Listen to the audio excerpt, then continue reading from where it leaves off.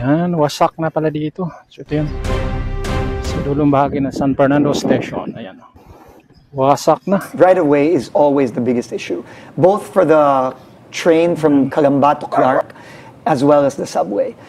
So government really just has to focus. We have to focus on giving the right of way to the contractors so that they can just go full speed ahead. Ipinresinta ng Department of Transportation o DOTR at dalawang pribadong kumpanya sa lokal na pamahalaan ng Siyudad San Fernando ang mas pinalawak na disenyo umano ng Malolos Clark Railway Project kung saan 14 na barangay sa Siyudad San Fernando, Pampanga ang inaasahang maaapektuhan. Ayon kay Louie Clemente, Housing and Homesite Officer 5 ng Local Housing Settlement Division, mas malaki ang bilang ng mga tatamaan ng right-of-way ng railway. Yon ay dahil sa expansion ng dating right-of-way ng Philippine Railway na 15 meters na ngayon kakabig pa ng karagdagang 15 metro sa kanan at kaliwa. Actually po, yung main track po ng PNR, yun yung kanyang talagang property, ay minimum 15 meters up to 18 meters lang ang lapad talaga.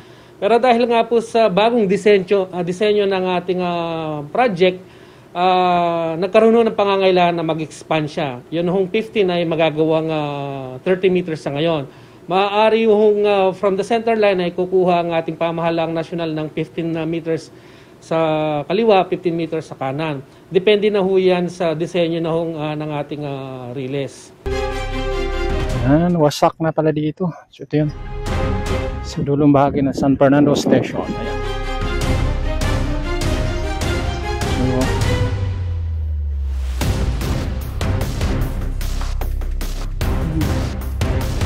So, wasak na.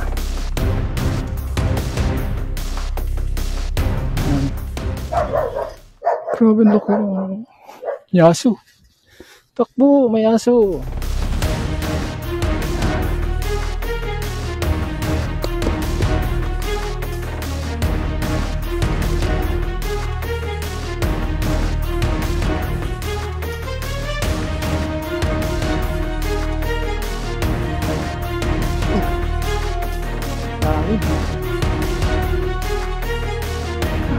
So dito nagsisimula yung kanilang bayan.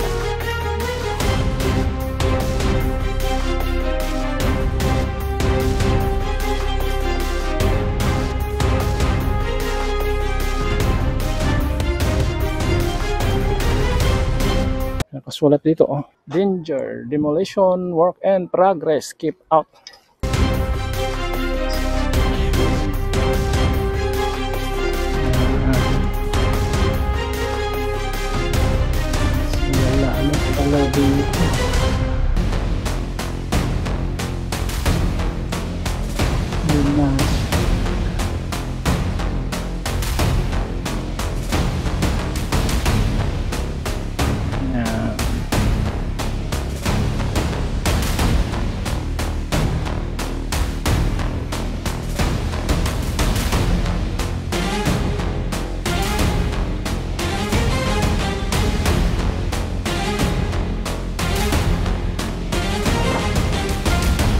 Ito yung ano nila, no, gantry, nilipat na sa ano ba to? Nilipat na sa kabilang side.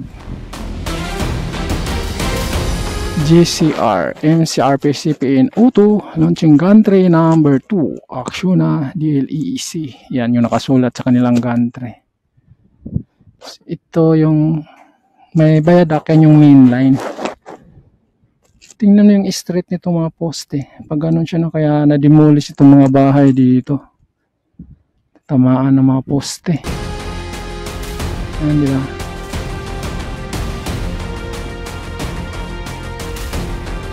Dapat hindi tayo makapasok dito. Na-demolish na sila.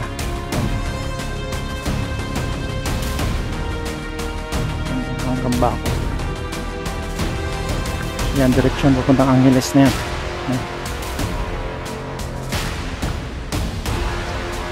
Tubig.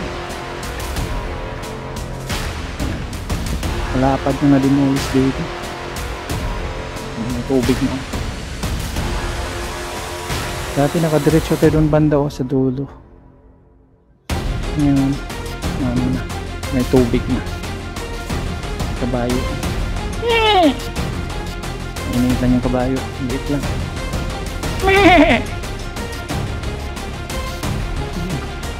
Pa kabayo. Grabe, laki ng ano dito.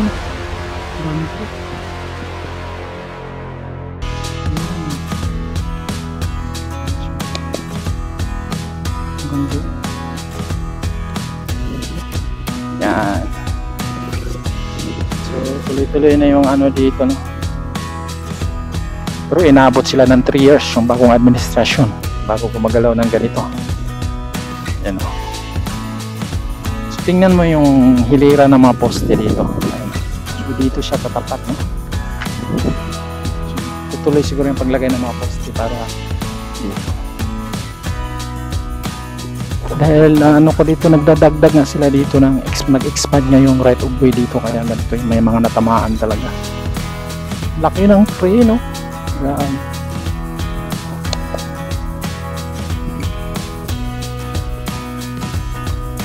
So, yan. So yung iba mayroon pa, pero yung iba wala na, durog na. Yan nakalagay, oh, winter demolition work progress, keep out.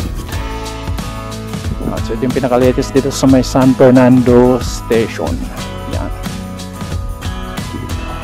Laki ng ano dito. Pag nalapitan mo itong mga box girder nila, kinis, oh. Anong makikita mo talagang pulido. Pati yung mga poste nila, pulido talaga.